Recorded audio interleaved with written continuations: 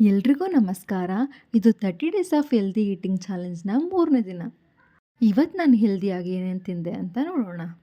ಬೆಳಿಗ್ಗೆ ಖಾಲಿ ಹೊಟ್ಟೆಲಿ ಜೀರಿಗೆ, ಸೋಂಪು ಮತ್ತು ಧನಿಯಾ ಹಾಕ್ಕೊಂಡು ಟೀ ಮಾಡ್ಕೊಂಡು ಕುಡಿದೆ.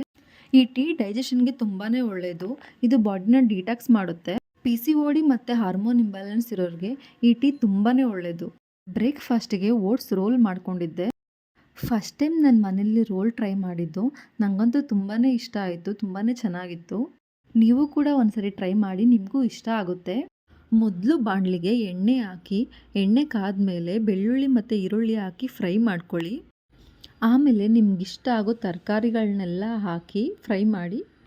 ಹಾಗೆ ಉಪ್ಪು ಮತ್ತು ಚಿಲ್ಲಿ ಫ್ಲೇಕ್ಸ್ ಹಾಕಿ ಫಿಲ್ಲಿಂಗ್ ರೆಡಿ ಮಾಡಿ ಇಟ್ಕೊಳ್ಳಿ. ಓಟ್ಸ್ನ ಹುರಿದು ಪುಡಿ ಮಾಡಿ ಅದಕ್ಕೆ ಎಗ್ನ ಬೀಟ್ ಮಾಡಿ ಹಾಕಿ ನೀರು ಮತ್ತು ಉಪ್ಪು ಹಾಕಿ ಕಲಸಿಟ್ಕೊಳ್ಳಿ. 10 ನಿಮಿಷ ನೆನೆಯೋಕೆ ಬಿಟ್ಟು ಹಂಚ ಮೇಲೆ ದೋಸೆ ಥರ ಹಾಕಿ ಅದಕ್ಕೆ ಮಧ್ಯ ಪ್ರಿಪೇರ್ ಮಾಡಿರೋ ಫಿಲ್ಲಿಂಗ್ನ ಹಾಕಿ ರೋಲ್ ಮಾಡಿ. ಈಗ ಓಟ್ಸ್ ರೋಲ್ ರೆಡಿಯಾಗಿದೆ. ಮಧ್ಯಾಹ್ನದ ಊಟಕ್ಕೆ ಅಕ್ಕಿ ರೊಟ್ಟಿ ಮತ್ತು ಗಟ್ಟಿ ಚಟ್ನಿ ಮಾಡ್ಕೊಂಡಿದ್ದೆ. ನನಗಂತೂ ಅಕ್ಕಿ ರೊಟ್ಟಿ ಅಂದರೆ ತುಂಬಾ ಇಷ್ಟ.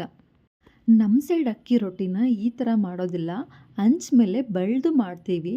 ನಿಮ್ಮ ಸೈಡ್ ಅಕ್ಕಿ ರೊಟ್ಟಿನ ಯಾವ ಥರ ಮಾಡ್ತೀರಾ ಕಮೆಂಟ್ ಮಾಡಿ ತಿಳಿಸಿ. ಸಾಯಂಕಾಲ ಸ್ನ್ಯಾಕ್ಸಿಗೆ ಒಂದು ಆ್ಯಪಲ್ ಮತ್ತು ಸೀಡ್ಸ್ ಲಡ್ಡು ತಿಂದೆ. ಇದನ್ನು pumpkin seeds, sunflower seeds, flax seeds, sesame seeds ಮತ್ತು ಖರ್ಜೂರ ಹಾಕಿ ಮಾಡ್ಕೊಂಡಿದ್ದೆ. ಈ ಲಡ್ಡು ಹಾರ್ಮೋನ್ನ ಬ್ಯಾಲೆನ್ಸ್ ಮಾಡುತ್ತೆ. ಅದಕ್ಕೆ ಇದನ್ನು ನನ್ನ ಡಯಟಲ್ಲಿ ಇನ್ಕ್ಲೂಡ್ ಮಾಡ್ಕೊಂಡಿದ್ದೀನಿ. ಸ್ನ್ಯಾಕ್ಸ್ ಆದಮೇಲೆ ವಾಕಿಂಗ್ ಹೋಗಿ 5K ಸ್ಟೆಪ್ಸ್ ಕಂಪ್ಲೀಟ್ ಮಾಡಿದೆ. ರಾತ್ರಿ ಊಟಕ್ಕೆ ರಾಗಿ ಮುದ್ದೆ, ಬಸ್ಸಾರು ಮತ್ತು ಹೀರೆಕಾಯಿ ಪಲ್ಯ ಮಾಡ್ಕೊಂಡಿದ್ದೆ.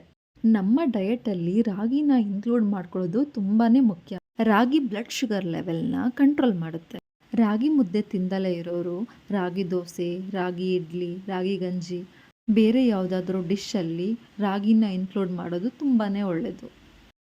ಫ್ಯಾನ್ಸಿ ಡಯಟ್ಗಳನ್ನ ಮಾಡೋ ಬದಲು ಈ ಥರ ನಮ್ಮ ಸಾಂಪ್ರದಾಯಿಕ ಅಡುಗೆಗಳ ಜೊತೆನೇ ಸೂಪ್, ಸ್ಯಾಲಡ್ಸ್ನ ಇನ್ಕ್ಲೂಡ್ ಮಾಡಿಕೊಂಡು ಡಯಟ್ ಮಾಡೋದ್ರಿಂದ ಡಯಟ್ನ ಡಿಸ್ಕಂಟಿನ್ಯೂ ಮಾಡೋ ಚಾನ್ಸಸ್ ತುಂಬಾ ಕಮ್ಮಿ ಇರುತ್ತೆ. 3 ದಿನ ಡಯಟ್ ಮಾಡಿ ಡಿಸ್ಕಂಟಿನ್ಯೂ ಮಾಡೋದಕ್ಕಿಂತ ಇದು ನನಗೆ ಒಳ್ಳೆ ಐಡಿಯಾ ಅಂತ ಅನ್ನಿಸ್ತು. ಇದ್ರ ಬಗ್ಗೆ ನಿಮ್ಮ ಅಭಿಪ್ರಾಯ ಏನು ಅಂತ ಕಮೆಂಟ್ ಮಾಡಿ ತಿಳಿಸಿ. ಇದು ನನ್ನ ಹೆಲ್ದಿ ಈಟಿಂಗ್ ಚಾಲೆಂಜ್ನ 3ನೇ ದಿನ ಆಗಿತ್ತು.